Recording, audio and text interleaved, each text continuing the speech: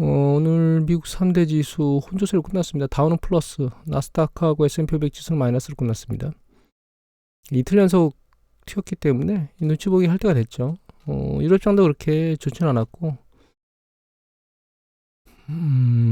기업 실적이 이게 이번 주 나온 거거든요. 그런데 이제 쭉 훑어보면 빨간 거는 부정적인 거고 이 연두색 이게 이제 긍정적인 거거든요. 그럼 이제 혼조돼 있죠. 혼합돼 있습니다. 그래서 시장은 마냥 달려가기는 그렇게 녹록치 않은 상황이다. 이렇게 이해를 하시면 될 것 같아요. 경제 지표가. 그리고 PMI 지표 속보치가 나왔어요. 1월달 속보치가 나왔는데 미국의 이게 종합 PMI 지수 요 파란색이요. 예, 추세적으로 좀 내려가고 있고 내려가는 강도가 바닥을 친 것 같긴 한데 이 반등 강도가 약하잖아요. 지금 최종적으로 나온 게 약해서 좀 지켜봐야 된다라고 하는 생각을 하고 있습니다. 지금으로서는. 여기 보시면 이제 종합이 최근 3개월 내에 가장 높은 수준으로 올라오긴 했는데 반등 강도가 너무 약하고 서비스업 액티비티가 반등하긴 했습니다. 46.6으로 44.7에서 그 다음에 제조업 생산 지수가 46.2에서 46.7로 반등했고 그 다음에 이제 제조업 PMI 지수 46.2에서 46.8로 반등하긴 했는데 이게 경기 수축 국면에서 지금 반등을 하고 있잖아요. 전부 다. 그래서 여기 밑에 종합적으로 분석한 내용을 보면 이제 2023년도 시작하면서 실망스럽게 뭐 부드러운 어떤 결과, 그러니까 반등을 하긴 했는데 그렇게 미약하다 이런 의미인 거라고 봐야 될 것 같아요. 그래서 이제 비즈니스 사업의 그 활동성은 강하게 이제 위축되는 국면으로 지금 현재 가고 있어요. 물론 약간 그 12월에 비해서 부드러워지긴 했는데 누그러지긴 했는데. 그래서 여기 밑에 보면 잡성장, 그러니까 이게 그 일자리 성장률이 약간 식었다, 조금 식어가고 있어요. 과열됐던 게. 그리고 여기 보면 이게 고용 근로자 수라고 보면 되거든요. 고용 근로자 수의 증가가 약간 약해지고 있고, 또 이 주저하고 있다는 거예요. 가동률을 확장하는 것.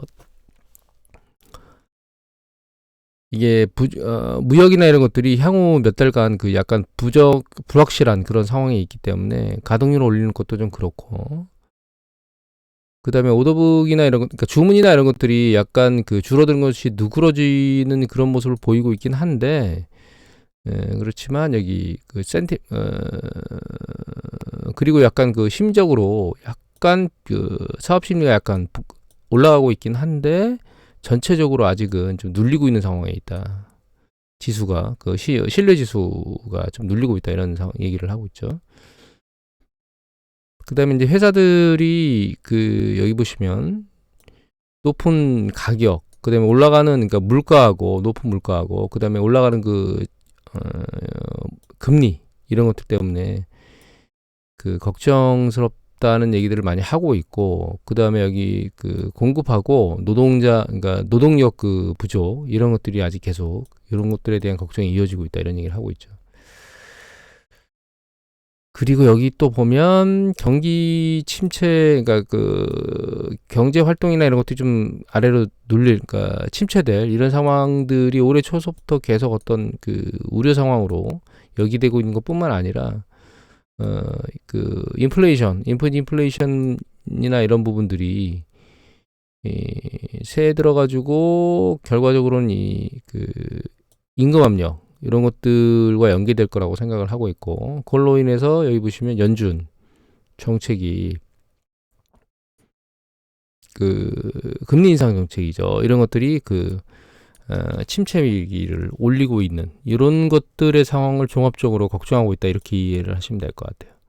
그러니까 아직 이게 정리를 해보면 아직 경제 상황이나 이런 것들이 그렇게 심리적 개선도가 그렇게 높은 건 아니고 미국 시장이 그 다음에 일자리나 이런 것들이 늘어나는 성장률은 조금씩 식어가고 있고 고용 숫자나 이런 것들은 생각보다는 조금씩 약해지고 있다.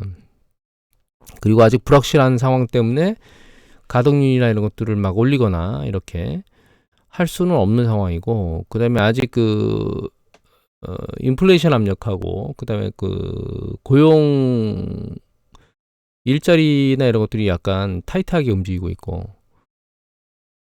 그런 것들 때문에 이제 인플레이션 압력이 시달려서 연준은 계속 금리를 이제 조이는 쪽으로 가게 될 거고, 그게 이제 경기 수축에 대한 위험성을 늘리게 될 것이다. 이런 형태로 지금 현재 전체적으로 기업가들은 이제 생각하고 있다. 이렇게 이해를 하시면 될 것 같아요.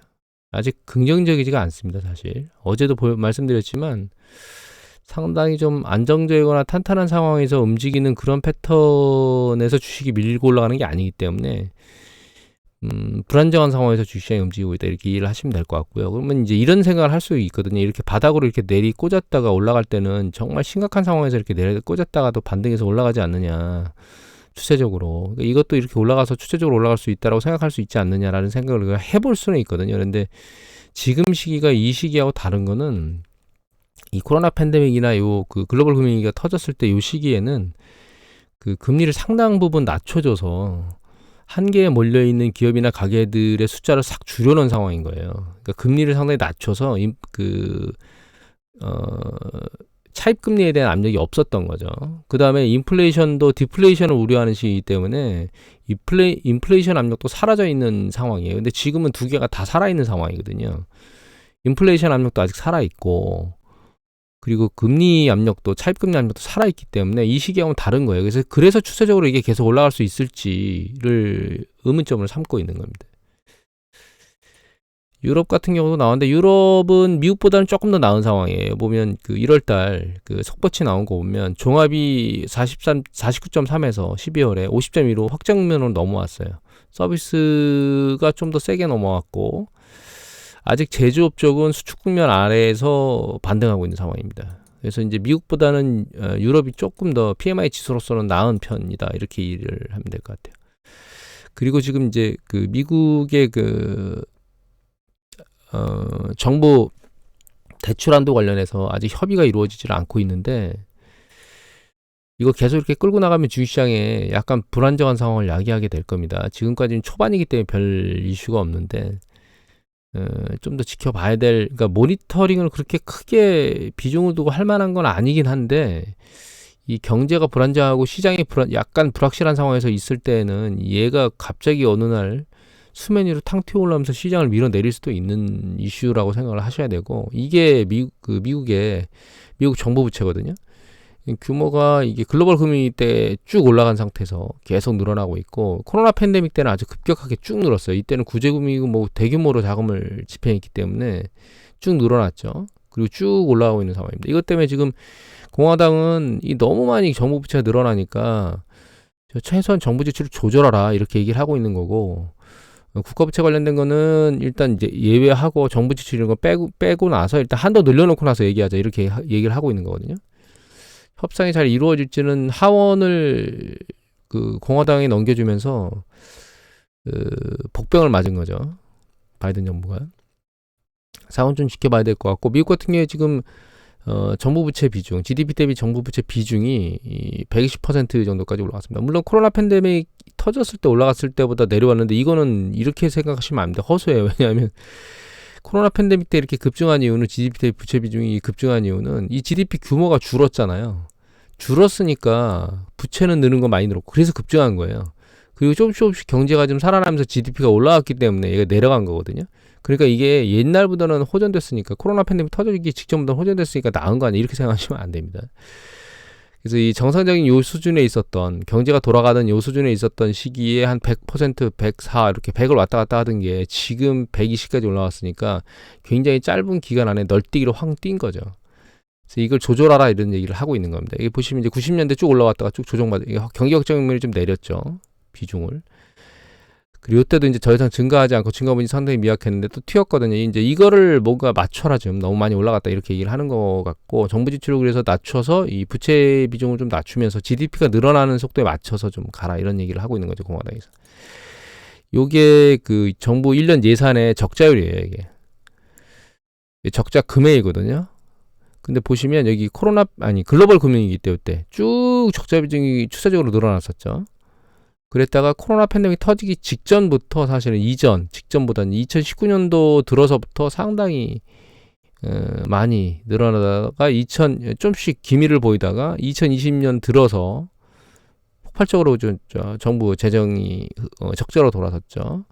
그리고 최근도 보면 적자율이 안 줄고 있어요. 보시면 여기 패턴이 2022년도에도 마찬가지고. 그래서 이 부분을 좀 줄여가지고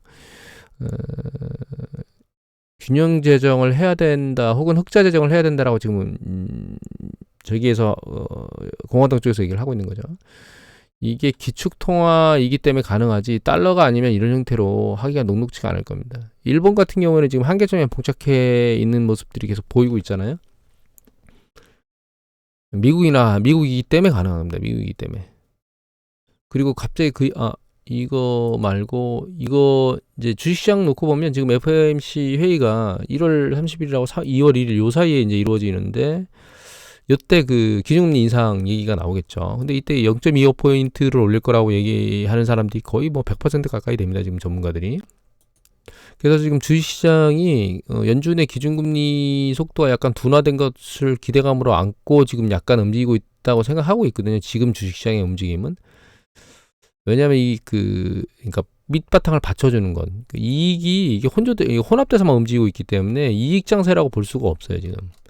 실적 장세 자체는 일단 기본 베이스를 깔아놨다기보다는 그냥 왔다 갔다 하는 이슈 같고, 현재로서는 주식시장의 움직임이 이렇게 최근 계속 올라오면서 좀 버텨주는 가장 주된 이유는 연준의 금리 인상 속도가 둔화됐기 때문이다, 이렇게 이해를 하고 있습니다, 저는. 그래서 떨어지질 않고 이제 버티면서 올라가고 있다고 보는데, 연준에서 이때 실제로 0.25포인트 정도 인상을 하면 무난할 것 같고, 혹시라도 0.5 올리겠다라고 얘기를 하면 시장이 충격을 받을 수도 있겠다는 생각을 하고 있고요. 실제로 이때 0.25가 발표되고 나면 이게 주식시장에 이미 반영되어 있는 게 아닌가라는 생각을 하고 있습니다, 사실은. 그래서 얘가 힘을 잃고 있는 것 같다라는 느낌을 받았었는데, 지금도 이제 반등하고 있긴 하지만 그게 추세적으로 계속 밀고 올라가기가 녹록지 않다는 생각을 하고 있긴 합니다. 다만 2월달 들어서 조금 긍정적으로 작동할 수 있는 거는 중국이라고 생각하고 있어요.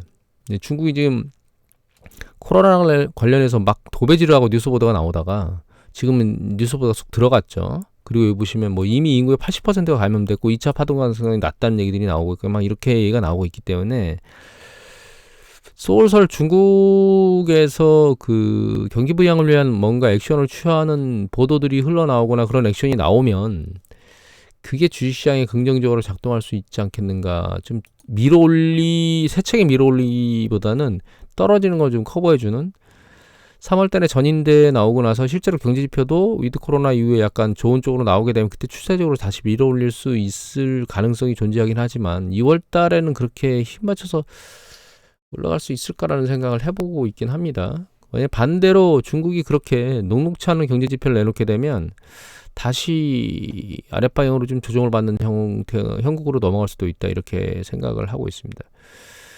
쭉 얘기를 들었는데 정리를 하면, 지금 사실 그 형국으로 보면 실적 장세가 움직이고 있는데 실적 장세가 혼조되어 있기 때문에 추세적으로 계속 밀고 올라가기가 녹록치 않은 상황이고, 연준이 기준금리를 빠르게 올리다가 이제 약간 숨을 죽여서 올리는 것들은 이미 시장에 반영돼 있는 것 같고, 추가적 이슈가 발생할 수 있는 게 중국이 위드 코로나로 뭔가를 만들어내는 건데, 위드 코로나로 뭔가를 만들어내는 게 긍정적이면 좀 더 추세를 탈 것 같고, 그렇지 못하다면 힘을 잃을 것 같은 그런 생각을 현재는 하고 있습니다. 그리고 경제지표들이 지금 이제 반등하는 모습을 보이고 있긴 하지만, 이 반등세가 추세적으로 강력하게 밀고 올라가기에는 지금 현재로서는 좀 녹록치 않은 상황이다라고 이해를 하고 있습니다. 그리고 어제 최근에 뉴스 보도 나온 거 보면은 이 자본시장 개혁 얘기가 나왔거든요. 그래서 외국인들 투자를 좀 더 손쉽게 만들도록 뭐 등록을 안 하고 한다거나, 외국인들 투자자들 이런 것들을 만들어서 외국인 자본들을 국내 주식시장으로 끌어들일 뭐 이런 이슈들을 하는 거는 상당히 주식시장에는 좀 긍정적인데, 단기적인 이슈보다는 추세적인 이슈로 받아들여야 되겠죠. 사실 우리가 경제 흐름으로 놓고 보면, 우리가 2022년도가 여기거든요, 1월이. 그리고 2023년도 지금 들어왔잖아요, 여기서. 그러니까 실제적으로는 주식시장이 2022년도 들어서부터 이렇게 쭉 올라가던, 이렇게 경기가 확장 국면에 있었죠. 물론 일부 지표들이 하락하면서 경기 수축 국면으로 미국 같은 경우는 나타났지만, 경제 전반의 흐름은 추세적으로 이렇게 올라가고 있었어요. 이 시기에 지금 주식시장이 반등을 하고 위로 올라가주면서 지금 시점에 주식이 조정 국면으로 조금 직전부터 내려가는 이런 패턴을 보였어야 되는데, 요번에는 아주 특이한 패턴대로 움직이고 있는 거거든요, 주식시장이. 그러니까 그 이전에 경제가 전반적으로 괜찮은 상황에 있을 때 주식시장 그냥 흘러내렸고, 지금처럼 경제가 수그러들고 있는 모습을 보이는 초입에 있는 상황에서 반등을 하고 있는 겁니다. 그래서 종합적으로 생각해 보면 신체적으로는 좀 그래도 탄탄한 모습을 가지고 있을 때 뭔가 그 주식시장이 반영을 못하고 경제적으로 지금은 그 경제의 체력이 쑥으로들고 있는데 약해지고 있는데 여기서 반등을 하고 있기 때문에 장기적으로 하반기까지 계속 밀어 올라가는 패턴을 보이려면 물론 경제 지표를 계속 모니터링을 하고 상황이 어떻게 움직이는지 좀 봐야 되겠지만 그렇게 녹록지는 않을 것 같습니다. 하반기 경제도 그렇고 주식시장도 그렇고. 시장 판단하기가 상당히 녹록지 않은 상황의 움직임들을 계속 보이고 있다. 이렇게 말씀을 드려야 될 것 같아요. 다만 지금까지도 정강후약의 시장의 흐름을 볼 것이다라는 생각은 변함이 없습니다. 오늘 이것으로 마치도록 하겠습니다.